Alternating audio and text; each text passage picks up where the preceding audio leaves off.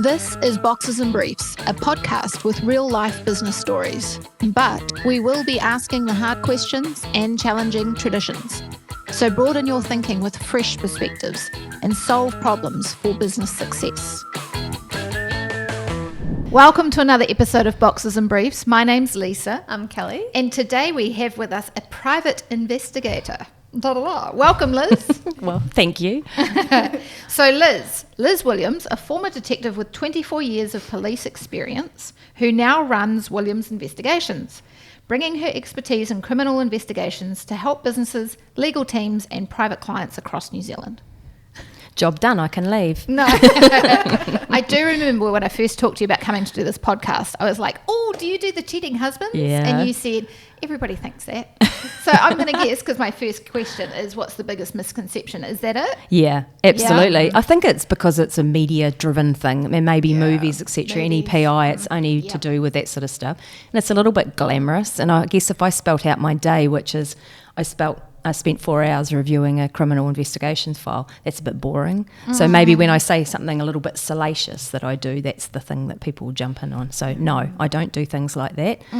But some investigation companies, that's actually what they do as their sort of sole job. Yeah, some, not yours. Yeah, not mine. Not But yours. having said that, if a client said, can you do this? Absolutely. It's just I haven't had that client. Yeah. So I've done lots of different things. Criminal investigations for defence is probably my main role. Insurance investigations. So if you've got a possible fraudulent claim, investigating those. So is that like my house burnt down, claim insurance, and actually the house didn't burn down? Yep. Although Obviously that would be an that easy one- one to do. Yeah. That would be gold. I'd be like, you want to pay me to investigate that? Go take a photo down. So yeah, absolutely. And if it hits a few little triggers in their systems, then that'll get pushed internal, and then they'll push it out if people need to be spoken to. Is it common? Yeah. And certainly in the time I did it, I haven't done any for a while, but in the time I did it, it was kind of on the up, I suspect. And when you're thinking cost of living, what's an easy way to make a little bit of money? Yeah. So some pretty devious folks out there, but oddly, the people that are doing doing fraud in the insurance space are not crooks. They're not bad people. They're just people that are taking an opportunity. They won't have criminal records. They're generally really good people. And even when they tell me the story about, the lie of whatever the lie was, they're telling a sort of an absolute lie to your face, but having no sort of qualms about it. And my job is just to then go through any information I can to just sort of disprove what they've just said. Yeah. Okay. Or prove or disprove. So what they've you're just said. an evidence gatherer. That's absolutely right. And that's what a private investigator is. It's Right. Investigating a matter that needs a deep dive to prove or disprove an allegation that's outside of law enforcement, as in police. Okay, So- because I was going to ask, when do people come to you instead of the police, for example? So obviously police in New Zealand, that's the first port of call, or anywhere overseas for whatever offence. But if you've got something internal within a workplace that you just want to do, and the police may not look at some workplace things for whatever reason. Yeah. So it's kind of outside of that. Well, what's a common workplace one? It could be, I think, someone's stealing from me. Oh. So even when I was in the police, I do remember employers coming to us, and there was sort of the very low level one. There's a lot of resource that goes into trying to find something like that out. Yeah. And often the person may have, whether it was a store owner or something, they may have been sent off to go and get some information and then bring it all back. And it could be that they've got, well, here's the CCTV of Jane with her hand in the till. Here's our tally, the till's $50 down, etc., etc. And then they'll bring it all in. That was as a police officer. So as a private investigator, that might be something that we do. Right. Or workplace mediation. A person doesn't get on with B person, talking to both people, getting sort of finding out what their issues are, okay. mediating that. That's a whole those other sort of- angle. Yeah. So Yeah. it's just a deep dive. Whatever Yeah. the problem is, just getting someone that's external with that skill set. But also, as a private investigator, being licensed is a biggie. So when you are using an investigator, that means they've been through a Ministry of Justice check.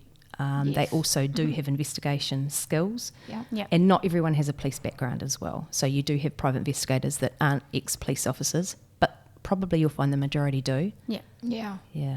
I imagine the most common one to be like separations and divorce, when one partner is trying to hide assets or money and things, or something like that. That might be more of a forensic accounting role, but absolutely, private investigation can go into that as well. Yeah. Custody, being used for custody matters. That's where the child is meant to be at a certain place and someone doesn't think they are, so a little bit of surveillance and digging in there. Yeah, it's a horrible field area to be in, sort of. But you chose it. No. No,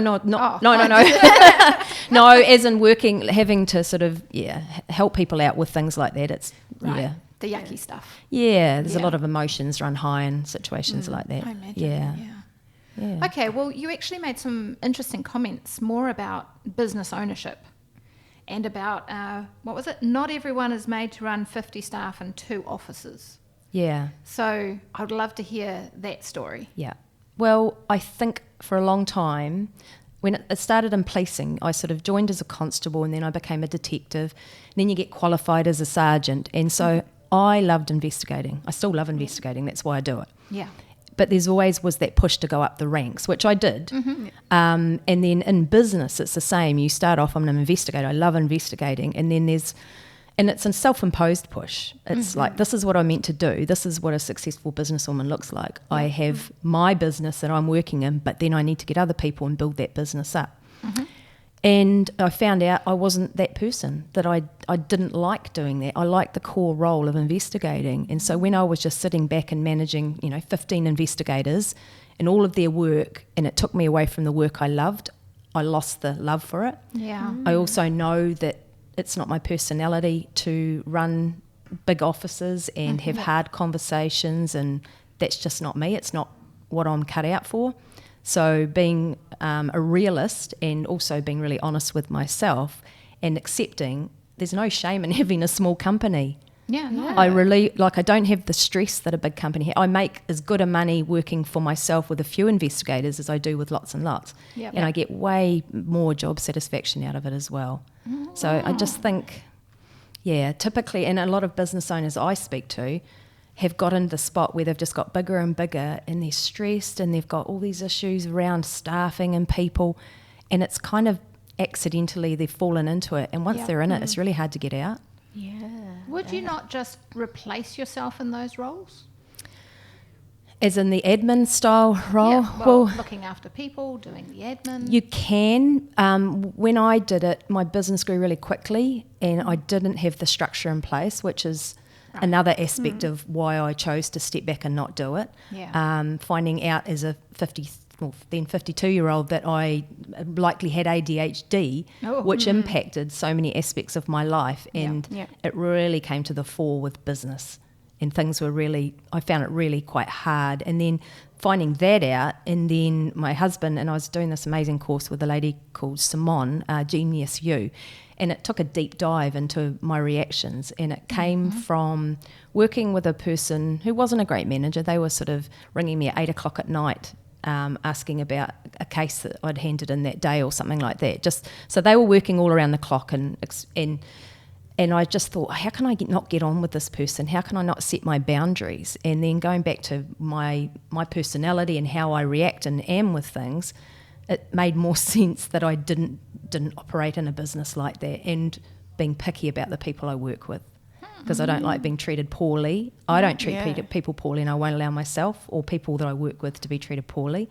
So just stepping away from that sort of part of business. And just without me looking after myself, my business doesn't exist. I need to look after myself first. Yeah. So when did it, other than the course that you did, when in your mind did it shift to, maybe this path isn't aligned with me? What was the thing that was happening? Having a horrible feeling in my chest every time I got up in the morning and opened an email.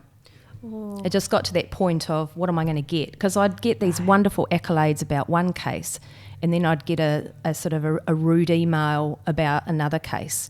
These unrealistic expectations that were getting, but it was I knew it was down to me as well. The other person was a terrible manager, but I also knew it was me that was getting affected by this person, and I'd had previous people that I've worked with that have caused the same reactions to me.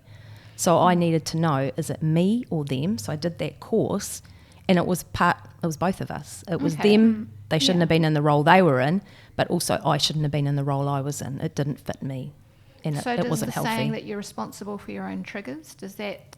Yep. You think that's true? Yep. I think so, because, I mean, I've dealt with conflict for all my policing career. It's all conflict.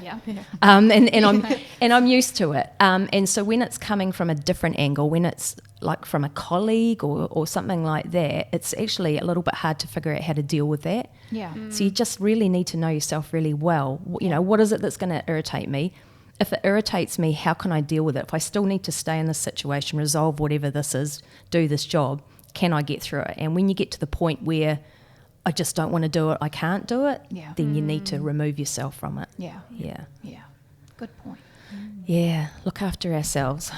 Yeah. Boxes and Briefs is proudly brought to you by Gilligan Shepherd, the problem solvers in business. All right, Liz, so many business owners equate success with size. It is a mindset. So how did you decide, okay, that's not the path for me, but then how did you not feel like failing? I stopped comparing myself. Oh, yeah. There's actually a sticker on my desk that says comparison is the enemy of content. And the thief of joy. Because you can achieve some amazing things and you'll sit back at the end of the day going, wow, that client was so happy and I love doing that job. And then you can look over here at perhaps another investigation company and you think they've done something bigger and better.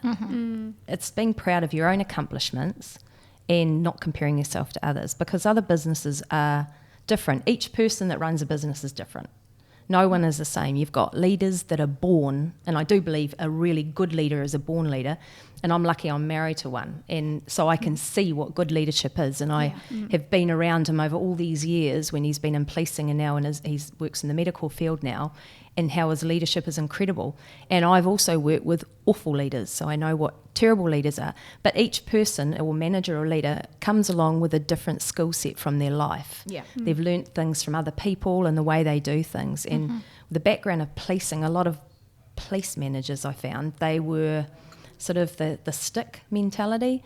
They felt, because sometimes it is a bit of an autocratic leadership style in policing, because you have to get things done now for whatever reason.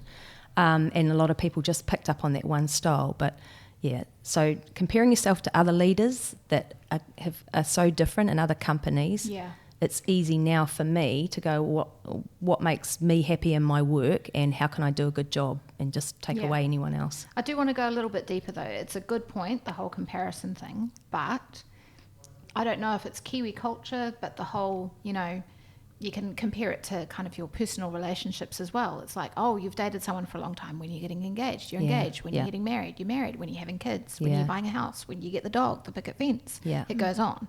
And that same mindset can be in business as well, that you have to be growing always. Yeah. So even if you choose not to compare, there can still be a bit of a fight with yourself to get out of that mindset. Was it just the comparison that worked for you? Happiness. Happiness is my driving force. So I like to be happy. I like to have people around. Absolutely. But we can achieve it. I call do it intentionally. Absolutely. Yeah. Okay. Yeah, I can do it accidentally and intentionally, because I'm a positive person and I've always been positive. So when I'm doing something that I feel negativity is just creeping in, I know A, I'm hanging around probably with the wrong people, and B, I'm probably not doing something that's good for me. Joy. Yeah, and I know private investigations is a bit of a dry subject in some of the areas we work. I do a lot of my clients are accused of some pretty awful things. Sometimes good people do terrible things, and some of the stuff that I deal with in what I'm reading, etc., is pretty horrible. I can actually easily put that aside. I've managed to kind of put all of the stuff I've dealt with in my life through policing. Some of it's a bit yuck. Yeah. It's easy for me to put that aside. That is my job that I'm doing. Not so you. That's not that doesn't affect how happy I am or whatever. It's about doing a good job and leaving satisfied customers. That's my drive. Yeah. A hard day is still a hard day though. Yeah, I think I'd worked in child abuse for many, many, many years in my policing career, and most the reactions, I can see your head, the reaction is I couldn't do that, or, I'd want to kill them all kind of thing. The best job I could do was for the little person that was the complainant. So me sitting across from a person that's been accused of this bad stuff and treating them like sort of dirt on the floor is not going to help anyone, because that person's not going to tell me anything. I'm not going to get a good result from that interview. So the best thing I can do for that child. So I get it. Yeah, but the only time it really, that work affected me, going off on another tangent, told you I took tangents, was when I had my son. And so when I went back to work, I worked back in child abuse again, and I ended up one of the first cases with a child my son's age, and sort of suddenly you plonk your child's face on every single complainant. But apart from that, I can actually keep quite, my mental health is really, really good, touch wood. But I do take good care of it as well. Spread sunshine is my aim. So then do you use the measurement of happiness? How do you know now you are where you're meant to be? Is that it? Happiness and profitability. Okay. If my work is not making money, there's no point in my work. Wouldn't be happy. No, well, I wouldn't be happy, absolutely, because money can buy happiness. Well, it can. You can cry on your own, or you can cry in a Porsche, right? Yes, absolutely. I would rather cry in a Porsche, but I mean, obviously having an income and a successful business is really important. Yeah. And if I wasn't doing that, if I wasn't making the good money, I wouldn't be doing this business either. Yeah. Some great tips in this chat. Yeah. Okay, what is the most valuable service that you provide to businesses that they might not expect? A positive experience, and that which is possibly I odd. didn't expect that. Well, you would like to think everyone would walk away from any business dealing, but I deal with stuff that a lot of the people that come in to me are tortured. There's something going on. There's something not good happening, and they need assistance with it. So generally it's like, you tell me your story, now your problem is now my problem. Just leave it with me. I'm going to do all these inquiries and then I'll get that product back. So a lot of people, I don't think they know what to expect really. So when they do come away and go, I feel relief. And a gentleman I just dealt with a couple of weeks ago, he said, I feel like I've finally been listened to. Yeah. So listening to people and giving them that positive experience. You'd make a lot of people not feel crazy. I'd like to think so, because we're all a bit crazy. Because when you suspect things but you can't prove things, that's a big conundrum. Yeah. And look, I don't have all the rays of light for everyone, because some of the people I deal with do get found guilty of things, unfortunately for them. But it's about giving the job my all. And giving that person the best I can. And it's great when I have a lawyer or a barrister come back to me and say, my client was delighted with you, they loved you, it was really great. Aww. And so the lawyers are my clients, as well as the people that I'm actually dealing with as well. So if they're being positive, that's really helpful for the lawyer as well, and keeping them engaged. So, yeah. Yeah, so I guess in that sense, would you say a lot of time business owners will say that they wear different hats? Obviously, private investigator is your main role. Would you say you kind of fall into other roles through your work as well? I guess so. I mean, business owner means all of the... Are you talking about the admin style, or are you talking about different roles? I guess Well, yeah. Yeah, I guess the example that comes to mind is like a lot of time teachers will say they're also kind of like a parent to some of their students. Oh, for sure. Or cheerleader. Just a cheerleader, a supporter. Yeah. You've come into a negative situation usually. Yeah. And you're trying to fix it. Yep, that's thank you for raising that. It's absolutely, and a lot of professions, you think about the medical profession, they're dealing with people in all sorts of sort of struggles, and they will become that cheerleader or and I genuinely care for people. I really, and I think my empathy is, because my empathy is real, and I think people know that. So when I'm getting someone's story from them, however horrible it is, they feel heard and listened to. So all I'm doing is my job, and what a delight to know at the end of me doing my job the best I can that someone actually gets something good out of it. Yeah. All right. So how do you measure that success now compared to when you first started and now? Happiness. I'm always happy. I'm happy in my home life, and it goes across all areas of your life. I'm busy as much as I want to be busy. I've got downtime as much as I can have downtime. I can pick and choose my clients. So if I'm dealing with someone that I've, have had troubles with before, they're not a very positive person to deal with, I might choose to not work with them. So just being picky about who I do business with. Because if I'm the main resource in my company, I need to look after that resource. Yeah, you do. So just pick and choose, really. Yeah. And you mentioned as well before, like a big part of, I think this kind of goes for anyone really, that maintaining that happiness is maintaining good mental health. Is there anything in particular you do there to help make sure you're staying on top of taking care of your mental health? I especially want to know this, given your background in the police and everything you've had to deal with. Yeah. Because you even said mental health, touch wood. Yeah. Well, because it's all parts of my life I give attention to. Yes. I give attention to my health.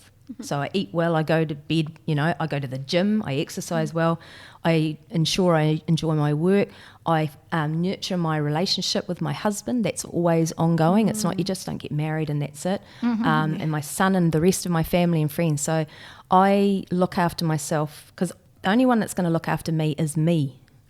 And I'm the only one that knows what's wrong. So I'm just really fortunate. I found an incredible person that I'm married to who we check in on each other. And like last night I was thinking about something with my work. So my husband got home from his work. We were talking. He goes, "What's on your mind?" Because he knew, because he knows me so well. Yeah. And so I said, "It's this." And so we talked it through and he gave me that reassurance. And it was like, So just having an incredible person that I can talk to. And then going back to policing, when I worked in child abuse, it was 6 monthly, you had to go see a psychologist. I went for years and years to a psychologist, and the only time I actually ever shed a tear or felt I had anything to talk about was when my dad got Alzheimer's.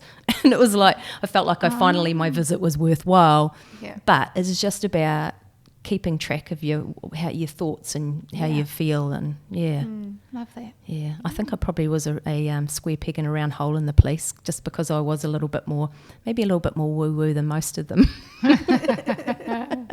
Sounds like you come out all right. Yeah, I think I came out all right, yeah. The check-ins are good. So I've learned so much about comparison, joy, happiness, keeping you, looking after you. Yeah, absolutely. Yeah. Thank you so much for your time with us. It's been invaluable, I think. You're welcome. Hopefully the listeners will appreciate what they've heard. Well, thank you for your questions. If anybody wants to get in touch with you about the PI business, how can they do that? Yep, I've got a website, williamsinvestigations.nz. Cool. There's contact details through there. Excellent. Okay. Thank you. Thank you. Boxes and Briefs is proudly brought to you by Gilligan Shepherd, the problem solvers in business.